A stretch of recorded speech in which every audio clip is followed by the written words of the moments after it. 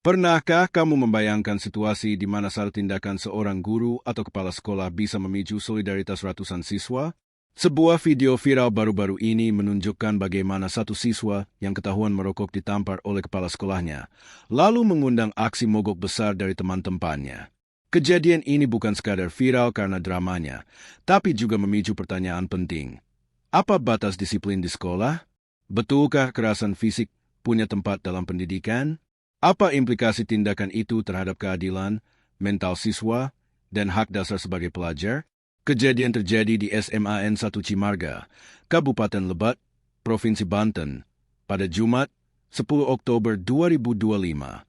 Kegiatan sekolah pada hari itu sedang mengadakan program Jumat Bersih. Seorang siswa, inisial ILP, 17 tahun, ketahuan merokok di area lingkungan sekolah, tepatnya di belakang sekolah warung di sekitar area sekolah.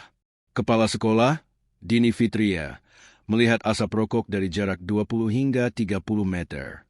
Setelah ditegur dan siswa itu membantah, kepala sekolah diduga menampar, mengeplat wajah siswa tersebut, serta ada tuduhan tendangan ringan di bagian punggung.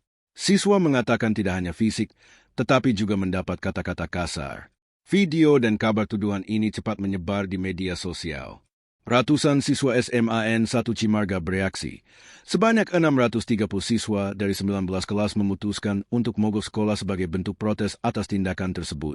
Aksi mogok berlangsung selama 2 hari, sejak Senin 13 Oktober hingga Rabu 15 Oktober 2025. Selama waktu itu, sebagian siswa tidak masuk, sementara pihak sekolah mengatur pembelajaran daring agar materi tetap tersampaikan.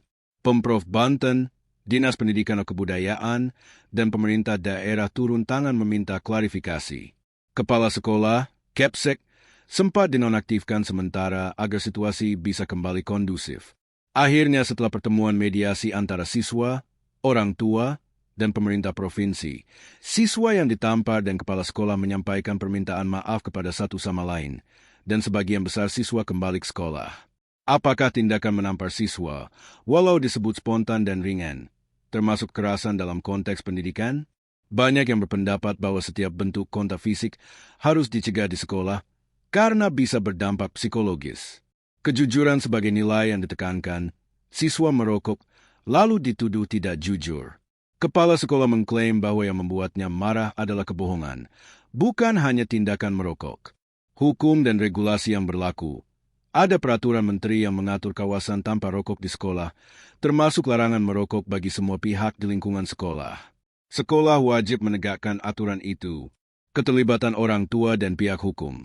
Orang tua siswa melaporkan ke polisi.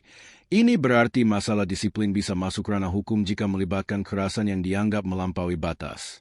Bagi siswa yang menjadi korban, rasa malu, takut, mungkin trauma kecil terhadap guru atau otoritas. Bagi siswa lain, protes mogok adalah bentuk solidaritas, tetapi juga bisa mengganggu proses belajar mereka. Reputasi sekolah dan kepala sekolah bisa terdampak, kepercayaan siswa, orang tua, dan masyarakat terhadap institusi sekolah dipertanyakan. Diskusi publik mengemuka soal hak anak dan batas wewenang guru kepala sekolah. Disiplin itu penting, tapi cara menegur dan mendisiplin harus manusiawi, adil, dan tidak melukai hak siswa sebagai makhluk yang harus dihormati secara fisik dan mental. Kepsek dan pihak sekolah perlu punya prosedur tegas tapi juga etis dalam menegakkan aturan, termasuk klarifikasi sebelum mengambil tindakan fisik. Pemerintah, Dinas Pendidikan harus menyediakan pedoman jelas tentang tata cara menindak pelanggaran siswa agar tidak terjadi penyalahgunaan wewenang.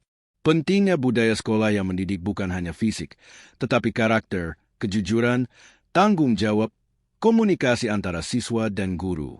Kasus SMAN 1 Cimarga ini lebih daripada sekadar siswa merokok atau kepala sekolah yang marah. Ia tentang bagaimana institusi pendidikan harus menyeimbangkan antara kedisiplinan dan kemanusiaan.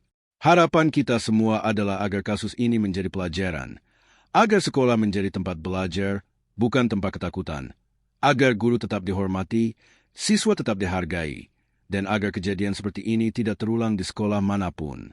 Terakhir, semoga dampak positif muncul. Dialog antara guru dan siswa bisa lebih terbuka, sistem pendisiplinan lebih adil, dan sekolah menjadi ruang yang aman dan mendidik untuk semua.